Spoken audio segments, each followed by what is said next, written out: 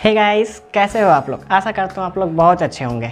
तो गाइस, आज मैं आपको बताने वाला हूँ प्रोसेसर से रिलेटेड सारी बातें। तो कि क्या होता है प्रोसेसर, क्या होते हैं डुअल कोर, क्या होते हैं क्वाड कोर और क्या होते हैं octa core. Guys, octa core से भी आगे भी एक प्रोसेसर होता है जिसे हम कहते हैं मल्टी कोर। और कई लोगों के मन में ये डाउट होता है कि क्या होते हैं 7 नैनोमीटर। तो इसी सब क्यूरी को लेके मैं आज आया हूँ आपके सामने और मेरा नाम है आयुष राज और आप देख रहे हैं क्यूज टेक। चलिए शुरू करते हैं।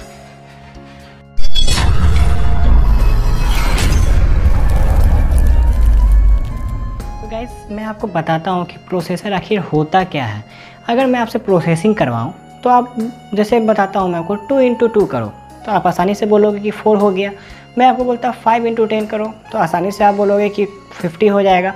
लेकिन अगर मैं आपको बोलता हूँ कि 5x5x5x2x2x2x2 तो आपको एक समय लग रहा है करने में, तो आप एक अर्जेंट रिज़ल्ट नहीं दे पा रहे हैं। तो प्रोसेसर यही क्या करता है कि आपको एक अर्जेंट रिज़ल्ट दे देता है फटाक से एकदम करके, एक तरह से मानो तो। ठीक है, तो ये तो पहला पॉइंट हो गया कि अर्थमेटिक। लेकिन दूसरा पॉइंट क्या होता है, इस पर एक मेमोरी पावर भी होता है कि आप जो जो काम कर रहे हो ना वो याद रखता है। जैसे मैं आपको एग्जांपल से बताता हूँ कि ये मान लो राम है, ये मान लो श्याम है। अगर मैं आपको बोलूँ कि राम को पहचानो तो ये पहचानोगे। तो आप क्या किए, प्रोसेस भी किए ना कि आपको याद था कि हाँ ये राम है। तो वहाँ पर भी वही होता है। अगर आप व्हाट्सएप चला रहे हो तो उसे याद है कि आप इससे पहले क्या किए थे, व्हाट्सएप चलाए थे।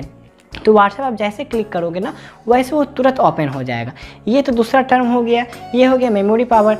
अगर मैं आपको बोलूँ कि कोई अगर मान लो एक बच्चों का रिमोट कार गेम होता है ना, तो वो कार चलती है, आप इधर से कंट्रोल कर रहे हो, तो इसका एक प्रोसेसर तो है ना जो कंट्रोल इसे कर रहा है। तो उसी तरह प्रोसेसर में यही होता है कि अगर कोई भी एप्लीकेशन चल रही होती है ना तो उसे कंट्रोल करने के लिए भी कुछ चीज़ होती है, उसी को वो प्रोसेसर कहते हैं।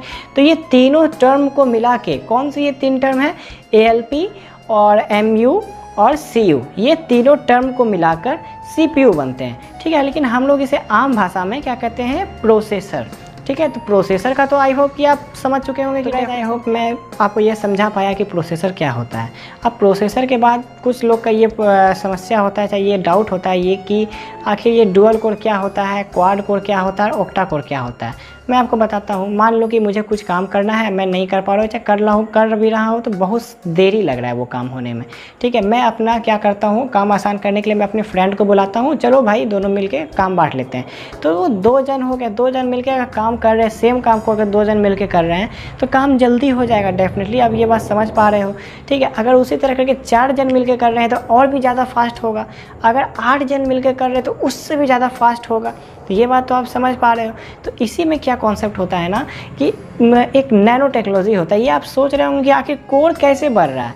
ये नैनो टेक्नोलॉजी प्रोसेसर तो हमारा इतना ही बड़ा है, उसके अंदर ज़्यादा से ज़्यादा कोर कैसे बढ़ जा रहा है ना। तो ये कोर इसलिए बढ़ रहा है कि एक छोटे छोटे ट्रांजिस्टर लगे होते हैं प्रोसेसर में।